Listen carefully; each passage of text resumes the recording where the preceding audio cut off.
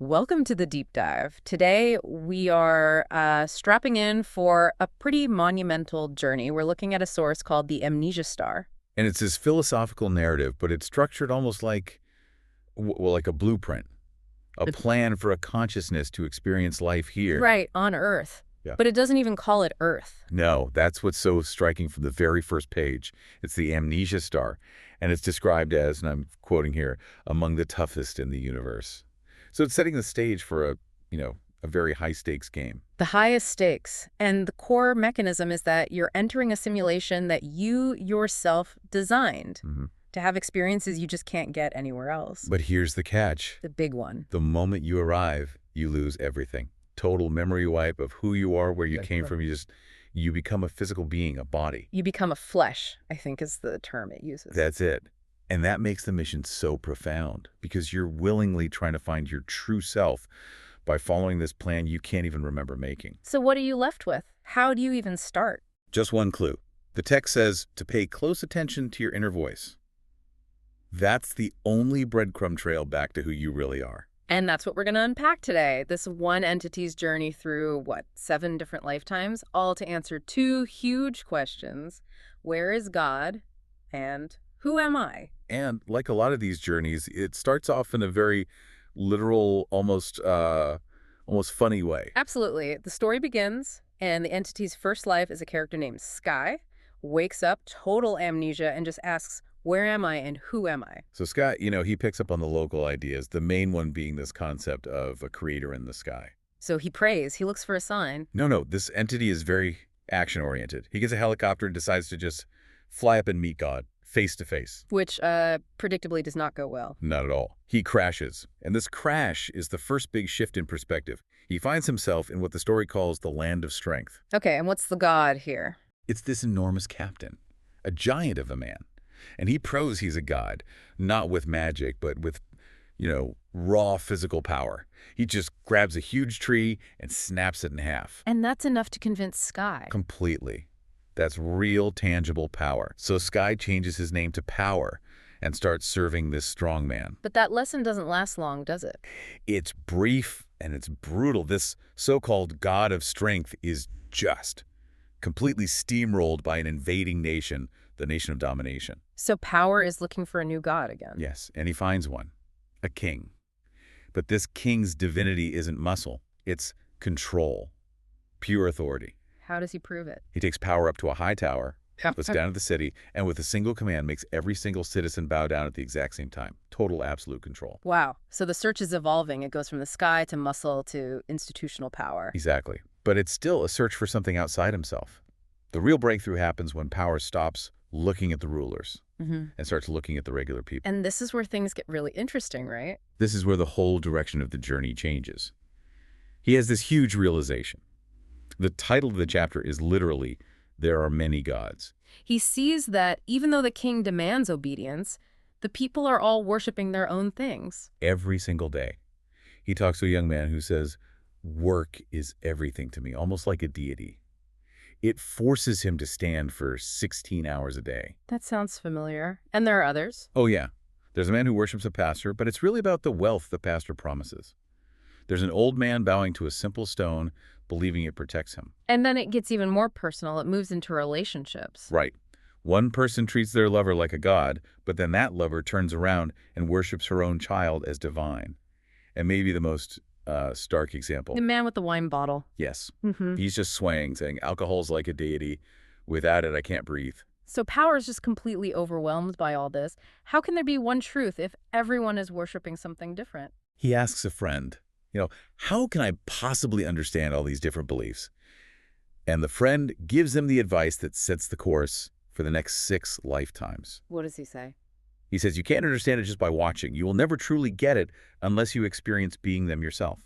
So the mission changes. It's no longer about finding God. It's about becoming. The entity starts designing lives to actually be these people, to understand why they worship what they do. And the experiments begin with the extremes. Life number 2. I am Power, the tyrant. Raised on fear, raised on violence. He becomes a king who rules only by making people afraid. And he develops this this deep, seething hatred for happy families. And that life proves that power built on hate just leads to misery. Complete misery, and eventually death by treachery, so a total failure. Which leads to the opposite experiment. If being a tyrant doesn't work, what about being nobody? Exactly. Life 3, I am ordinary. Her entire upbringing is about one thing: behave normally, fit in. But that doesn't work either. The conformity just leaves her feeling empty, like something was lacking. Yeah, that lack of a real identity pushes her to look for specialness somewhere else. First, a swindler who promises her the world. And when he leaves her, She becomes bitterness. Just consumed by jealousy, hating the very same happy families that the tyrant hated. It's fascinating, really. The source suggests that quiet, ordinary resentment is just as much of a dead end as open tyranny. so extreme power is out and blending in is out. What's next? The other big gods of Earth, I imagine. Wealth and status. Life 4 is I am rich. He's born in a place where money is everything, but his parents are so busy making it they have no time for him. Emotional neglect. So he acts out, lands in prison. Right. But in prison, something changes. He starts mentoring this young girl, Half, who has a simple dream. She just wants to be a teacher. And that connection changes him. It's a total pivot. He realizes that helping her, that human connection, means more than all the elite status in the world. He spends the rest of his life helping kids without parents. Which sets up the perfect contrast for the next failure. Life 5, I am success. This one is all in, hyper-focused on elite universities, corporate ladder, total dominance in his field. Status is the god. But there's a huge cost. A terrible cost. His younger brother, Achiever, commits suicide after failing a university entrance exam. And that just shatters everything. He realizes he's not in control at all. He's a slave to this company, trapped. The only time he feels any freedom is when he runs away, literally just runs into nature to escape. So we're seeing a clear pattern here. These first 5 lives, they prove that searching for yourself in external things, power, wealth, status, it's a dead end. It just leads to more suffering. It has to, which is why the blueprint pivots. The goal is no longer about external achievement. It shifts to internal healing. This is where things start to turn. Definitely. Life 6, I am peace. He becomes a pharmacist. His whole goal is to heal people's physical problems because he believes peace is paramount. But he quickly learns that's not the whole picture. Not even close. He's talking to a psychiatrist's assistant, and she admits something profound. She says she knows all the theory about trauma and addiction, but she can't really understand her patients. Because she hasn't lived it. She hasn't felt that pain herself. Yeah. And Peace realizes that his medicine, it can fix the body, but it can't heal a heart he doesn't understand. So he prays. He asks for the ability to truly understand that kind of suffering. And the blueprint delivers. Oh, it delivers. Life 7, I am Playgirl. Starts off free and happy, but then a horrific car crash. Aw. PTSD, addiction to sedatives, she loses everything, becomes homeless. But it's there, on the streets, sharing that struggle, that she finally gains the one thing the pharmacist prayed for. True empathy. Deep, raw empathy for people dealing with trauma and addiction. Because now she is one of them. This all leads to what the source calls the absolute lowest point, right? The bottom of the barrel. The life is Mouse, a criminal who everyone despises. And from her perspective, it's obvious.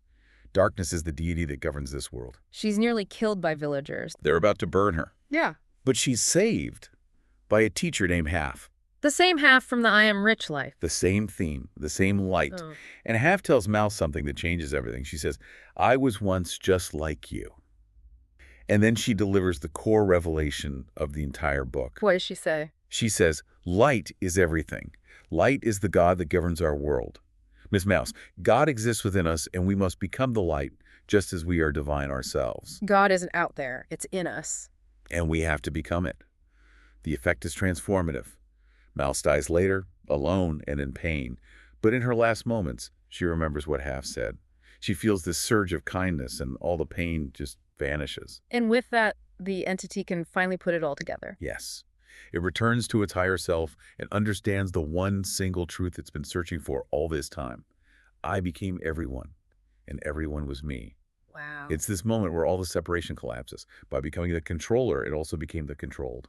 By being the one who blames, it was also the one who was blamed. There's no one left to be an enemy. Literally no one left to blame, because it experienced every single role in the drama. And if you can't have enemies, you can't have fear. You're just left with the mind that builds and heals, the quest is over because the answer is God and we are one and the same. Exactly. The only way to find the I was to become the we. But, and the source is very clear about this, that realization isn't a prize you win. It's not static. You can't just think your way to love. No, it has to be lived Hmm. through daily actions, effort, and pursuit. The only thing that gets in the way is that deep, primal fear of surviving in this world that comes with the amnesia. And you overcome that fear by choosing love in every single moment. So now the entity has all this knowledge, and it's asked to create a new blueprint for the next life. This time, it's not trying to find success or avoid pain. It's doing the opposite. It's designing the hardest possible life. Deliberately. The goal now is to confront my fears and desires, striving to choose and master love under fire. The examples are intense. It chooses parents who agree not to show it love.